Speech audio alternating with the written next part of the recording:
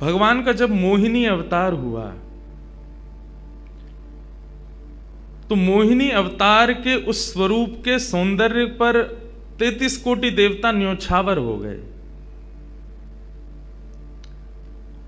सबके मन में यह भाव आया, ये जो भी प्रकट हुई हैं ये किसी भी प्रकार से हमको हमारी गृहिणी के रूप में प्राप्त हो जाए। इतने सुंदर ठाकुर जी बनकर के आए।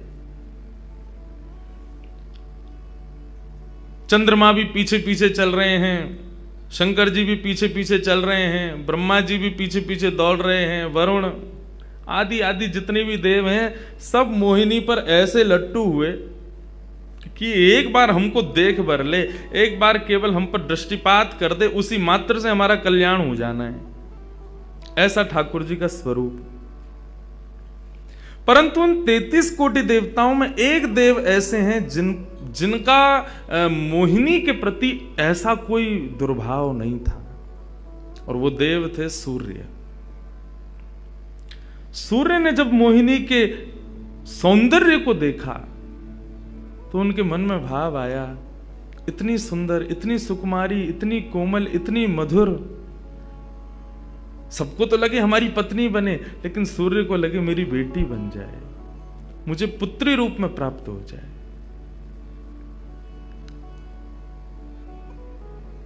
जब सूर्य के हृदय में यह भावना उत्पन्न हुई तो मोहिनी ने कटाक्ष नेत्रों से सूर्य की ओर देखा, बाकी किसी को देख ही नहीं रही है, और देख करके केवल ठाकुर जी ने उनको इशारा किया। बोले तो आपकी ऐसी इच्छा है? सूर्य बोले जी भगवान, मेरी बहुत अभिलाषा है कि आप पुत्री रूप में मेरे यहां पधारो। ठाकुर जी बोले इतना साधारण नहीं है हमको प्राप्त करना, पुत्र रूप में प्राप्त करना फिर भी साधारण होगा, लेकिन पुत्री भाव में ये तो असाधारण है, इसके लिए आपको तप करना पड़ेगा। सूर्य बोले मैं आज से ही तप करूंगा, लेकिन आप वचन दो मेरे यहां पधारोगे और इसी रूप में पधारोगे। मोहिनी ने कहा यदि मैं तुम्हारे भजन से प्रसन्न हुई, यदि तुम्हारी भक्ति में, तुम्हारे प्रेम में प्रबलता हुई, मोहिनी 33 कोटि देवताओं को मोहित करती है, लेकिन तुम्हारे भजन के प्रभाव से मैं जब तुम्हारे यहां अवतरित होंगी तो मोहिनी को भी मोहित करने वाला रूप धारण करके आऊंगी।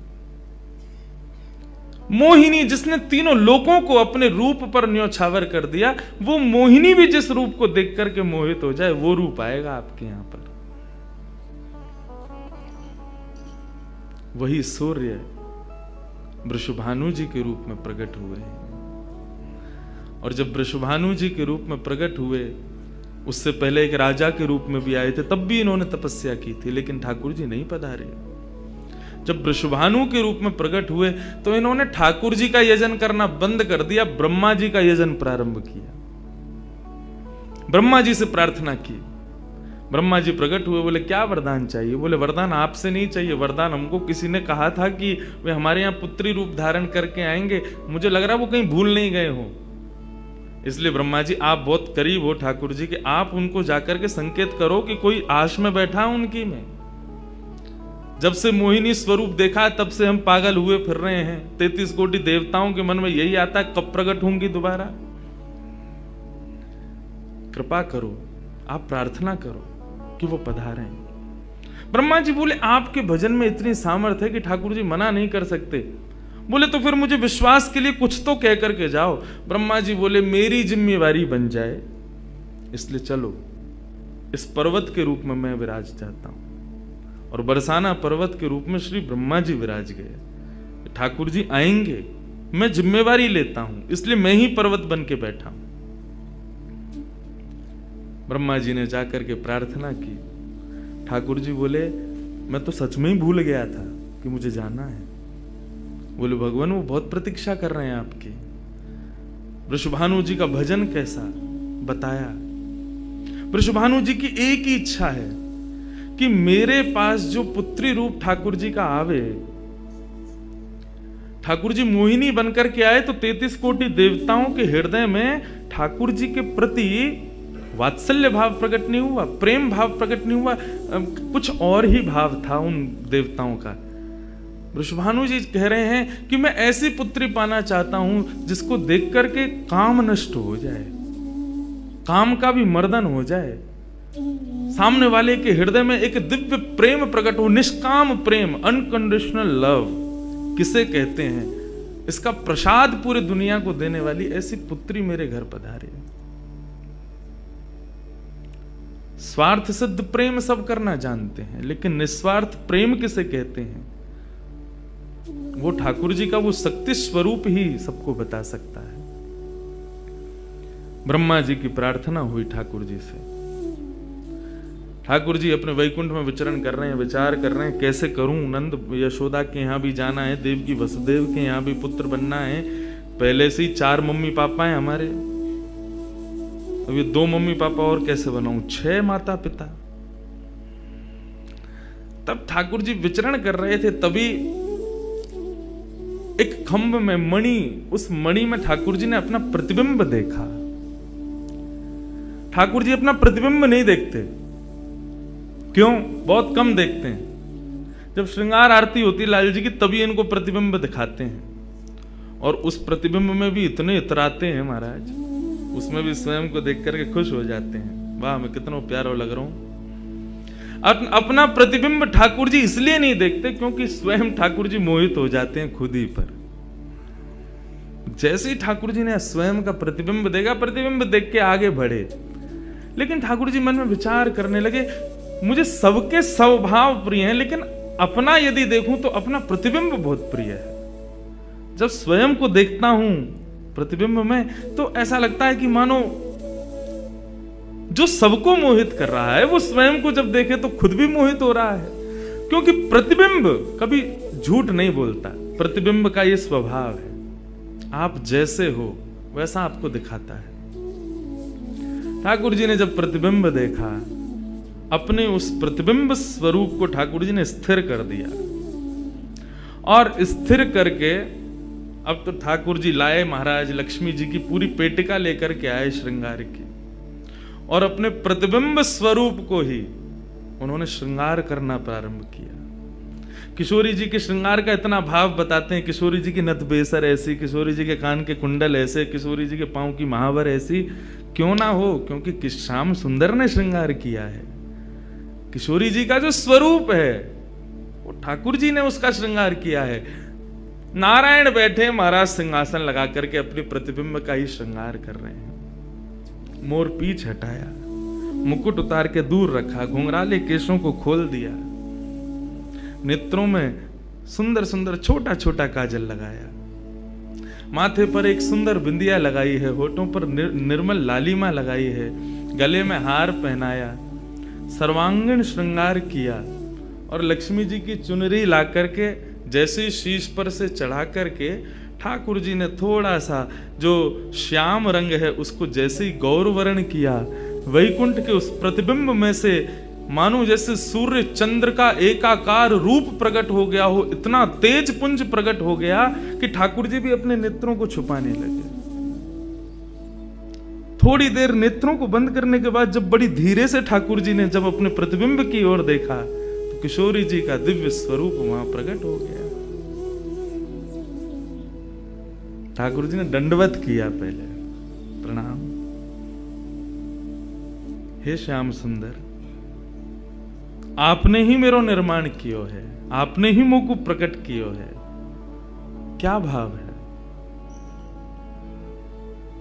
ठाकुर जी बोले कोई भाव नहीं है, केवल मोहिनी भाव से 33 कोट देवता मोहित हुए थे, लेकिन मैं मोहित नहीं हो पाया था, इसलिए तब से मैं भी तड़प रहा था कि मुझे भी कोई मोहित करे, उस मोहिनी को भी मोहित कोई करे। वो स्वरूप आज प्रकट हुआ है। धर्म की स्थापना हुई, ज्ञान की स्थापना हुई, भक्ति की स्थापना हुई, वैराग्य की स्थापना हुई, लेकिन अंततो गत्वा संसार का सार जो प्रेम है उसकी स्थापना नहीं हुई है। उसके लिए आपका अवतार धारण करना अति आवश्यक है। आप मेरी शक्ति हैं, आप मेरी आत्मा हैं। पूरा विश्व और पूरे विश्व की दिव्य चेतना किसकी प्राप्ति के लिए दौड़ रही है?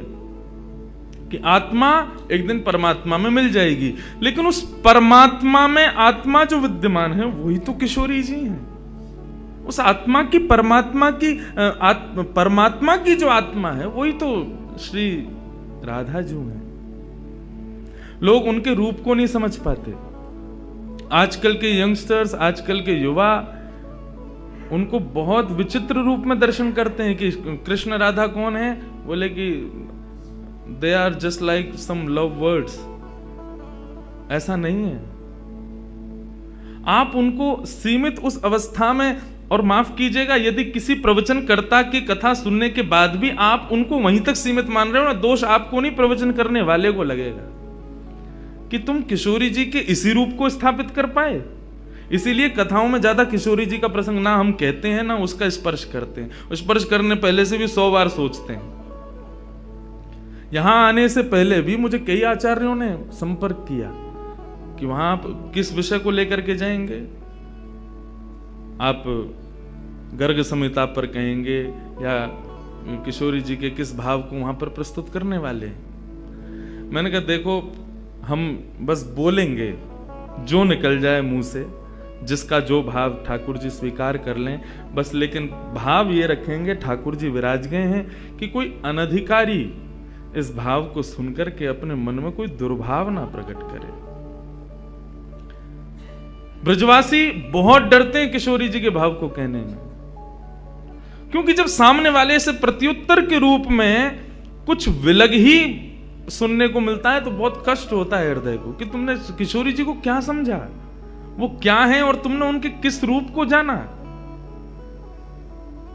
वो ठाकुर जी का ही प्रतिबिंब स्वरूप है, ठाकुर जी का ही आत्मा स्वरूप है। और एक बात कहूं, प्रतिबिंब से और आत्मा से प्रेम किया जा सकता है, ब्याह नहीं किया जा सकता, क्योंकि प्रतिबिंब और आत्मा ये दोनों हमसे अलग नहीं है। ब्याह के लिए एक अलग व्यक्ति चाहिए, एक हमसे कोई अलग हो, हमसे कोई जुदा हो, 2 लोग चाहिए तब ब्याह संपन्न होता है।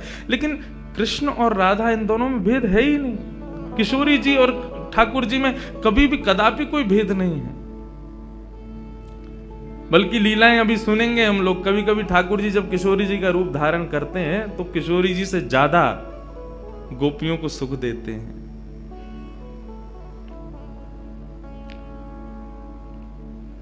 ऐसा भाव किशोरी जी से प्रार्थना की ठाकुर जी ने कि आप पधारो और प्रेम की स्थापना के लिए आप भूमंडल पर सूर्य के ही अवतार वृषभानु जी के यहां पर आप अवतरित हो।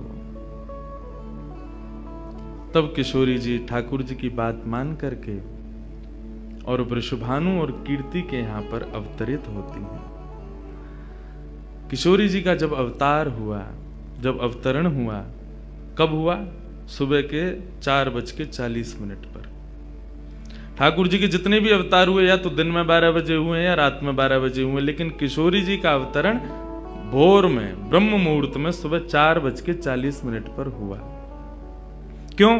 बोले राम कृष्ण आदि जितने भी ठाकुर जी के अवतार हैं राक्षसों के वध के लिए आते हैं, तो या तो सूर्य की तेज ताप में उनका जन्म होता है, मानो वे प्रकाश स्वरूप हैं ऐसा भाव बताते हैं, या रात्रि में 12 बजे होते हैं, वो इसलिए होते हैं वो मानो ऐसा भाव रखते हैं कि चंद्रमा अंधेरे को दूर करता है, वो ज्ञान का प्रकाश है, वो ज्ञान है, उससे अंधेरा दूर होता है। तो ठाकुर जी रात्रि प्रकट होकर के ऐसा भाव रखते हैं कि काले निशा, काला ज्ञान जितना भी है धरती पर, उसको दूर करने के लिए हम पधारे हैं। लेकिन किशोरी जी का जो अवतरण है वो 4:40 ब्रह्म मुहूर्त में होता है। उसका क्या भाव है? बोले 4:40 ब्रह्म मुहूर्त के बाद सूर्य प्रकट होना प्रारंभ होते हैं। मतलब सारे मंगल कार्य ब्रह्म मुहूर्त में होते हैं। चिड़ियाओं का चहकना, कई पुष्पों का प्रकट हो जाना, मानव के मस्तिष्क में आज मुझे क्या करना है, वो दिव्य चेतना का प्रादुर्भाव होना, ये सब कुछ सुबह ब्रह्म मुहूर्त से प्रारंभ होता है। और सबसे बड़ी बात, सूर्य प्रकट होते हैं, धीरे धीरे धीरे धीरे अंधेरे को दूर करते हैं और धीरे धीरे धीरे गतिमान होते हैं 12 बजे तक। तो किशोरी जी का प्रादुर्भाव ब्रह्म मुहूर्त में हुआ, इसका ऐसा भाव बताते हैं कि मानो वो प्रेम जिस प्रकार प्रादुर्भाव से लेकर के और आगे के गंतव्य तक नित्य प्रति बढ़ता रहे, उसका वर्धन हो, वर्धन करने के भाव से किशोरी जी ब्रह्म मुहूर्त में पधारी। क्योंकि वर्धन होना ही एक नवीन दिन का ब्रह्म मुहूर्त से प्रारंभ होता है। ऐसे ही प्रेम का वर्धन, भक्ति का वर्धन, भाव का वर्धन, उन सब का वर्धन करने का प्रतीक है किशोरी जी, इसलिए ब्रह्म मुहूर्त में जन्मी है। किशोरी जी का प्रादुर्भाव हुआ, पूरे बरसाना में आनंद उत्सव मनाया गया, सब नाच रहे हैं, गा रहे हैं, आनंद मना रहे हैं। नंद बाबा भी आए, यशोदा जी भी आई हैं, उन्होंने भी आकर के वृषभानु जी को बधाई दी है। सब कुछ हुआ, लेकिन किशोरी जी के प्रादुर्भाव में एक वैचित्र था। क्या? दिन बीत गए 8, लेकिन किशोरी जी ने अभी तक नेत्र नहीं खोले। अभी तक किशोरी जी केवल एक छोटी सी बालिका हैं, एक सुकुमारी हैं, परंतु अभी तक किसी को भी किशोरी जी के नेत्रों का दर्शन नहीं हुआ। अभी तक किशोरी जी के नेत्र नहीं खुले हैं। इस बात से कभी कभी चिंतित हो जाते हैं वृषभानु जी और कीर्ति कि हमारी लाली है तो गई है, लेकिन पता ना क्यों अपने नेत्रन को नहीं खोल रही है। कभी कोई संत आ जाए, कोई वैष्णव आ जाए, कोई ब्राह्मण आ जाए, तो उनसे निवेदन करते हैं कि हमारी लाली नेत्र नहीं खोल रही।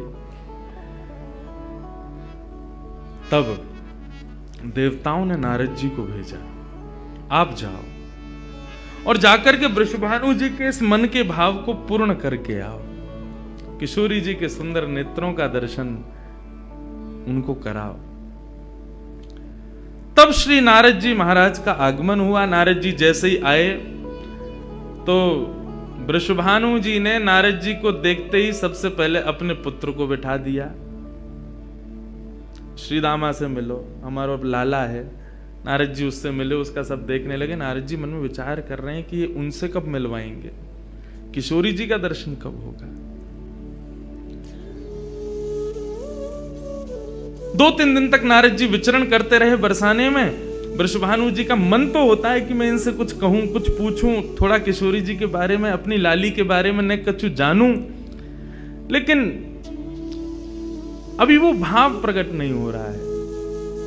तब एक दिन एक छोटी सी बरसाने की लाली को जब नारद जी महाराज खिला रहे थे और उससे प्रेम चर्चा कर रहे थे, ये दृश्य जब वृषभानु जी ने देखा, उन्होंने तुरंत नारद जी के चरण पकड़े और कहा, हे भगवान, हमारी एक लाली भई है, बहुत सुंदर है, सुकुमारी है, नन्ही सी है, अभी वाकु देख करके स्पर्श करवे में डर लगे कि कहीं हमारे स्पर्श से कोई कष्ट ना है जाए, या हमारे हम सबन को दर्शन भी ना करा में। लेकिन महात्मन आपसे पूछना चाह मैं, हमारी लाली नेत्र नहीं खोल रही है, कहा भाव है? नारद जी तो तुरंत बोले, अरे तो तुमने इतने दिन से क्यों नहीं बताया? वो तो पहले से ही बैठे थे तैयार कि ये जल्दी बोले तो मैं जाऊं, जाकर के दर्शन करूं। बोले संकोच है रहे हो? बोले संकोच मत करो, अभी लेके चलो, कहां है तुम्हारी लाली, मुंह को बताओ। नारद जी महाराज जा रहे हैं वृषभानु भवन में। एक बेड़ी पार की, दूसरी बेड़ी पार की, तीसरी बेड़ी पार की। जैसे ही भीतर पहुंचे हैं, सुंदर सुगंधी भीतर से प्रकट हो रही है। सामने स्वर्ण जटित एक पालना है, और जैसे ही उस पालने में जाकर के नारद जी ने दर्शन किया, कमल कली को वृषभानु की लली को रंग, कैसा रंग है? बोले जैसे कमल की कली हूं मैं ना, ऐसी श्री वृषभानु नंदिनी है। नारद जी ने जैसे ही उनको दर्शन किए हुए आनंदित है गए, आनंदित है करके प्रणाम करने लगे। वृषभानु जी बोले, हमारी लाली नेत्र नाए खोल रही है, आप कृपा करो ना। नारद जी बोले, एक मंत्र पढ़ना पड़ेगा, कुछ करना पड़ेगा, तंत्र मंत्र करना पड़ेगा, तब आपकी लाली बोलेगी। वृषभानु जी बोले, देख लो, ले संभल के करियो, हमारी लाली बहुत कोमल है, वो ना स्पर्श नहीं करेंगे, दूर बैठ के करेंगे। वृषभानु जी बोले, तो करो। बोले आपको पहले बाहर जानो पड़े, वो एकांत में करेंगे। कीर्ति वृषभानु जी को देखें, बोले लाली को अकेला तो ना छोड़ेंगे? बोले नहीं बाबा, विश्वास पात्र है, हम कर सके। वृषभानु जी और कीर्ति दोनों जैसे ही बाहर पधारे, नारद जी ने गेट बंद कियो, तुरंत चरणन में प्रणाम कियो और प्रणाम करके सीधे सन्मुख बैठे हैं। हे कृष्ण मनोहारिणी जय वृंदावन प्रिया, जय भू मंगल ललिता, जय वेणु रवाकुल, जय कृष्ण मनोहारिणी जय वृंदावन प्रिया, जय भू मंगल ललिता, जय वेणु रवाकुल। जैसे ही नारद जी के मुख से ये शब्द प्रकट हुआ, जय कृष्ण मनोहारिणी, ये कृष्ण मनोहारिणी शब्द जैसे ही नन्ही सी श्री किशोरी जी के कान में कृष्ण शब्द गयो, कृष्ण शब्द जाते ही नन्ही सी किशोरी जी के नेत्र अपने आप धीरे धीरे धीरे धीरे खुलन लगे, मुख पर एक प्रसन्नता सी प्रकट है गई। नन्ही सी किशोरी अभी करवट लेनो भी नहीं जाने, लेकिन जैसे ही बार बार ये श्लोक का गान नारद जी के द्वारा हो रहा है, जय कृष्ण मनोहारिणी जय वृंदावन प्रिय,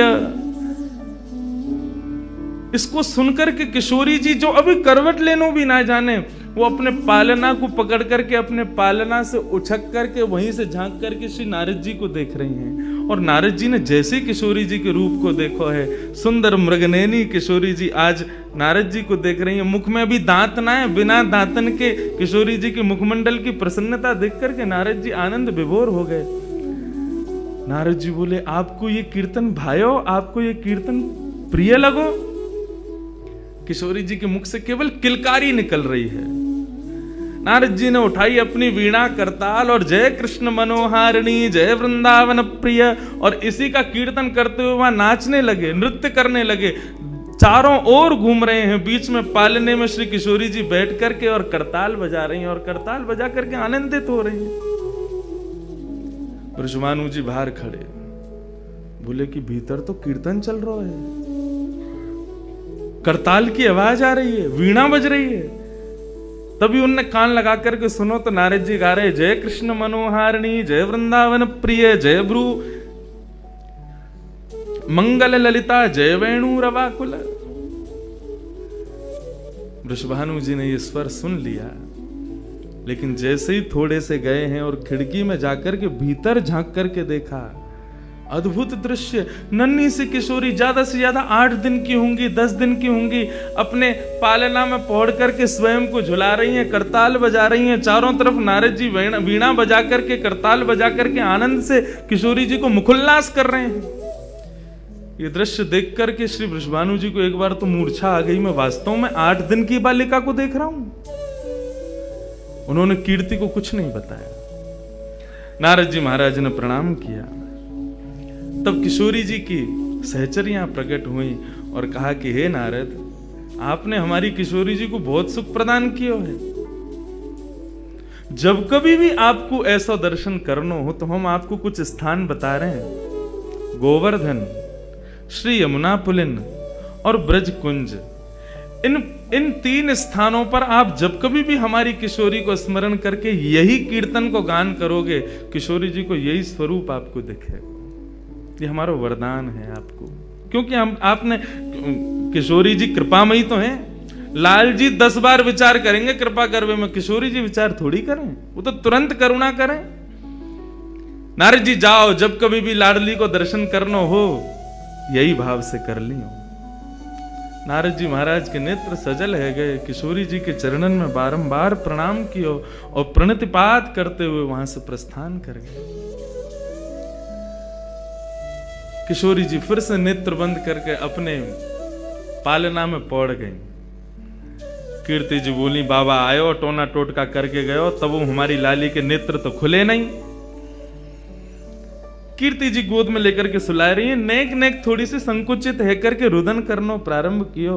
सो इतने में वृषभानु जी आए और वृषभानु जी बोले, नेक दियो लाली को, और किशोरी जी को गोद में लेकर के वृषभानु जी बोले, हे कृष्ण मनोहारिणी। जैसे ही बोले तुरंत किशोरी जी के नेत्र फिर से खुल गए, फिर से अपनी किलकारी भर करके कीर्तन में करताल बजाने लगी, आनंद विभोर हो गई। अब तो जैसे ही ये भाव देखो वृषभानु जी ने कीर्ति को सुनायो, कीर्ति भी वही गा रही है, पूरा बरसानो आकर के श्री कृष्ण कीर्तन करने लगो, और बीच में मध्य में बैठ करके किशोरी जी अपनी करताल बजा रही हैं, किलकिल करके हंस रही हैं, इतनी आनंद विभोर रह रही हैं। तब सबन को ये भेद पतो चलो, कहा कि ये श्री कृष्ण की आत्मा है, ये उनसे विलग नहीं है, वे ही आपको सर्वस्व है।